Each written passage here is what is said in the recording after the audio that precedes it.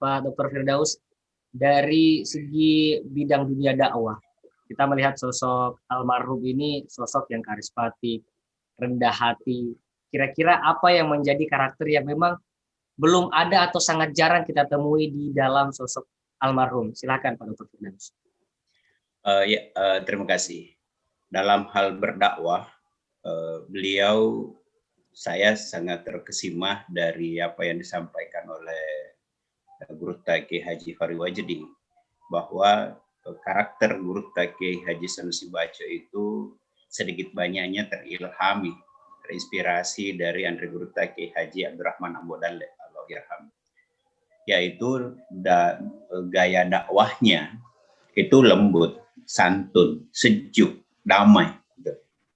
Jadi tidak memvonis. Nah, makanya Andre Guru Kiai Haji Samsul Bahri dari pimpinan besar PBDDI mengatakan bahwa dakwah beliau itu dakwah amar ma'ruf, ya, yakni lebih banyak bicara tentang kebaikan-kebaikan, bagaimana memperbaiki amal, memperbaiki amalan, berbuat baik kepada orang. Jadi selalu memerintahkan kita untuk selalu berbuat kebaikan-kebaikan. Tidak banyak beliau bicara soal nahi mungkar. Ya, makanya kan kalau biasa nahi mungkar orang itu kadang-kadang kita memvonis, kamu salah, kamu. Meskipun dakwah memang kita diperintahkan amar ma'ruf nahi mungkar, tetapi gaya dakwah beliau, gaya bahasanya dalam berdakwah adalah bagaimana beliau melakukan amar, bagaimana gaya dakwahnya itu lebih banyak menyerukan kepada kebaikan-kebaikan. Di samping itu, beliau kalau kita coba analisa dari pilihan katanya, dari pilihan kata, beliau itu bisa ditulis. Saya punya pengalaman. Saya yang menulis ucapan-ucapan beliau, lalu kemudian saya kirim di media.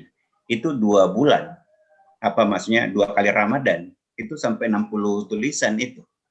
Tulisan-tulisannya Guru tadi muat di media, karena saya sangat menikmati menulis apa yang disampaikan oleh Guru, kemudian saya tulis, kemudian saya kirim di media atas nama Guru, dan itu sudah dibukukan. Jadi pilihan-pilihan katanya jelas, tegas, mudah dipahami. Itu yang saya kira tidak banyak orang yang bisa berceramah yang kandungan maknanya begitu dalam, lalu kemudian retorikanya juga menarik, dan begitu di tengah-tengah serius bicara tiba-tiba Guru itu mengeluarkan humor.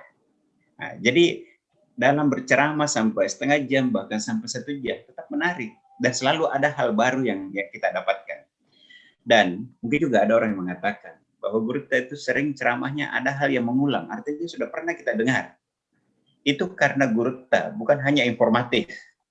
Tidak ingin dikatakan bahwa banyak sekali temanya, begitu ceramah lagi, lain lagi, begitu bicara ada lagi hal baru.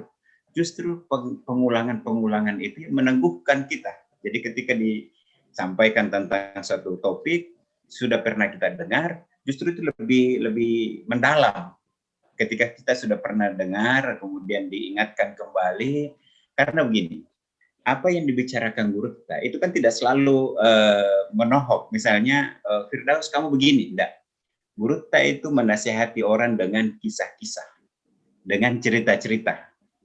Dan dalam berdakwah juga Guru itu memang memiliki karakter yang sangat dalam, yakni pada ketulusannya. Beliau biasa mengatakan kalau bicara dengan hati ya dapatnya juga dengan hati. Kalau orang hanya bicara dengan pikiran ya juga ditangkapnya dengan pikiran. Nah, bahasa-bahasa beliau itu menyentuh hati, menyentuh kalbu, sehingga sangat berpengaruh. Setiap kita mendengarkan ceramah beliau ada sesuatu yang kita dapatkan. Tapi saya kira yang paling mengesankan dari Guru adalah dakwah bil halnya, yaitu pada sikapnya. Contoh, tadi saya katakan soal tamu. Beliau itu selalu menjadikan orang ceria, apapun masalahnya. Dan tidak ada orang yang bertemu dengan Guru yang kecewa. Selalu diberi hal-hal yang menyenangkan. Termasuk di dalamnya ketika menerima tamu, itu ternyata Guru memang selalu berupaya membuat tamunya tersenyum, seberat apapun masalahnya. Nah, dan biasa Gurta itu saya kira kita punya pengalaman semua. Ada Gurta Kiai Haji Hamzah Harun, Ibu Majedah, para pemirsa yang bersentuhan langsung dengan Gurta, terutama yang pernah bertamu di rumahnya. Itu Gurta selalu mengantar kita ke pintu. Dan selalu saja ada bahasa-bahasa yang tiba-tiba ditemukan celentukan Gurta yang kemudian membuat kita tertawa sambil memasang sandal. Gitu.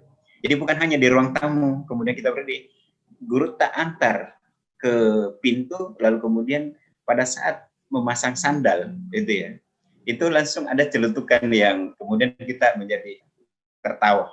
Yeah. Itu saya kira khas dari guru tak yang selalu membuat kita nyaman.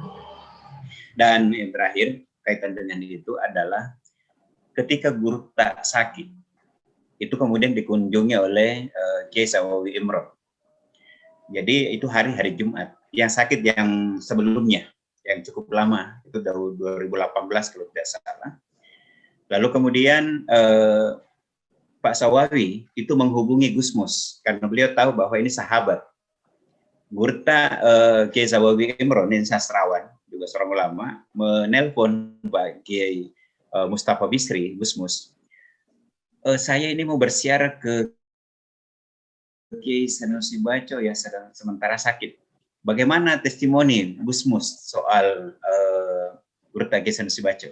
Gusmus mengatakan bahwa Kiai Sanusi Baco itu seperti ikan yang sudah dicabut tulangnya sehingga siapapun bisa makan. Gitu. Istilahnya mau anak-anak, mau orang besar. Kalau ikan itu sudah tidak ada tulangnya, silahkan dimakan.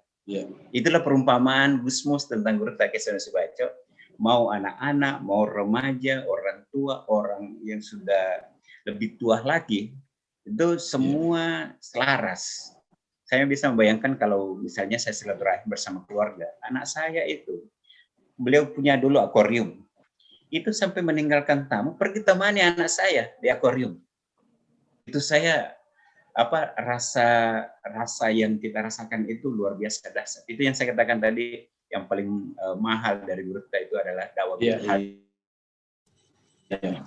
Kalau retorika kita masih mungkin bisa bermain kata-kata, tapi dari dakwah bil halnya saya kira Gurta Kiai Haji Hamzah Harun merasakan betul dari dakwah bil halnya Gurta, dan itulah teladan dakwahnya beliau yang sangat mengesankan.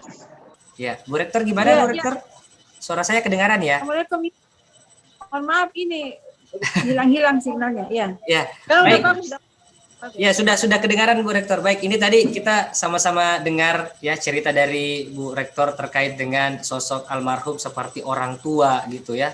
Seorang ayah, bukan hanya seorang guru, tapi memang orang tua yang ramah terhadap siapapun. Kira-kira apa yang menurut Ibu Rektor ini, sosok beliau ini yang memang dijadikan contoh teladan, baik itu untuk para tokoh agama, pejabat pemerintahan, maupun seluruh warga Kota Makassar dan Provinsi Sulawesi Selatan. Silakan.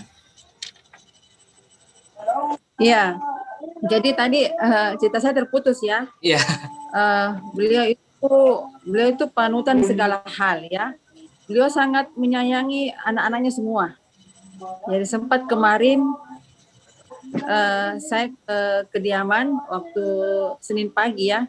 Senin pagi setelah dikuburkan pada hari Ahad siang ya, besoknya saya datang ke kediaman, bertemu dengan putra pertama dan juga para menantu ya.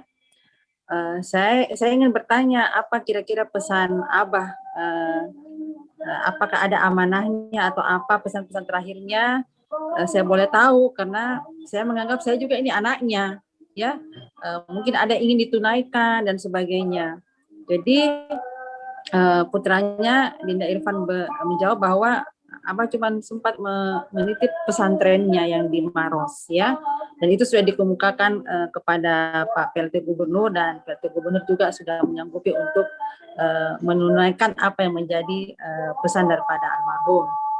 Jadi saya sampaikan bahwa kitalah yang mendefinisikan, kitalah yang menafsirkan, walaupun tidak secara eksplisit beliau menyatakan, tetapi saya yakin beliau ingin kita semuanya melanjutkan apa yang menjadi harapan beliau, cita-cita beliau terhadap umat, terhadap institusi pendidikan, terhadap NU.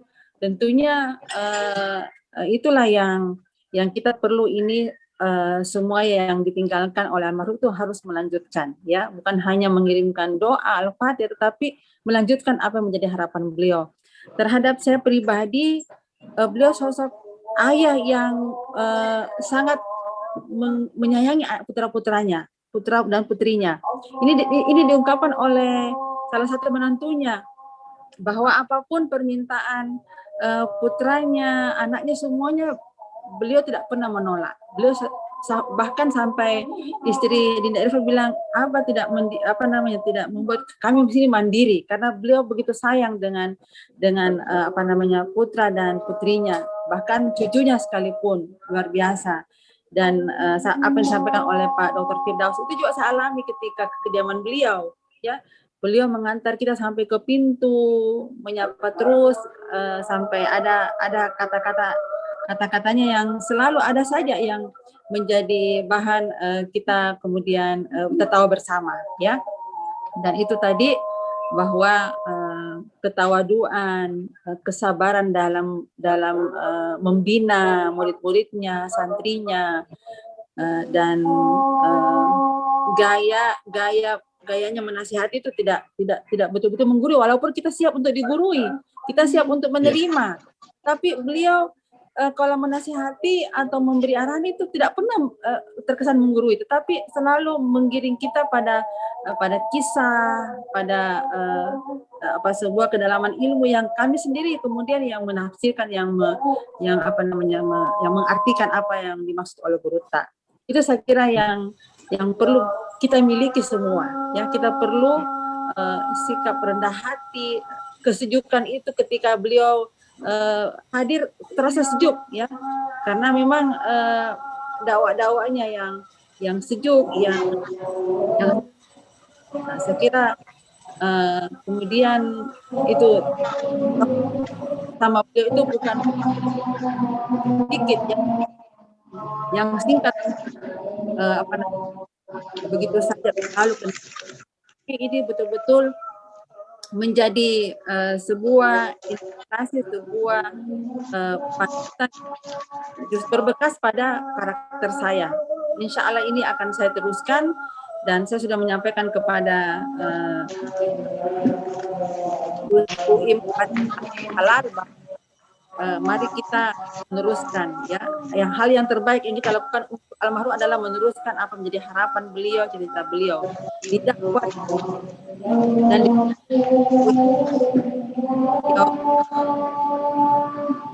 ayatnya. Saya kira ini sebagai tambahan.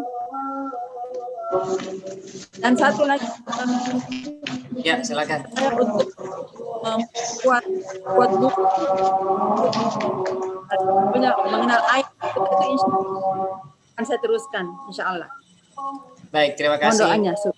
Baik, terima kasih atas waktunya, ya, Ibu Rektor UIM Makassar, ada Ibu Dr. Insinyur Majidah Muhyiddin yang sudah menyempatkan waktunya hari ini bersama-sama dengan kita. Dan terima kasih juga waktunya untuk Bapak Dr. Firdaus Muhammad yang juga ini menceritakan sosok almarhum yang memang luar biasa ramah, luar biasa tawaduknya. Dan terima kasih juga kepada Bapak Dr. Kiai Haji Hamzah Harun yang sudah sedikit menceritakan kenangan-kenangan bersama almarhum. Dan ternyata memang sosok almarhum ini sangat jarang kita temukan, sosok yang tawadu, yang ramah, yang tidak memilih pokoknya siapapun yang memang ingin belajar, dia memberikan nasihat, tidak menggurui, tapi memang ada sesuatu ilmu yang diberikan kepada kita semua.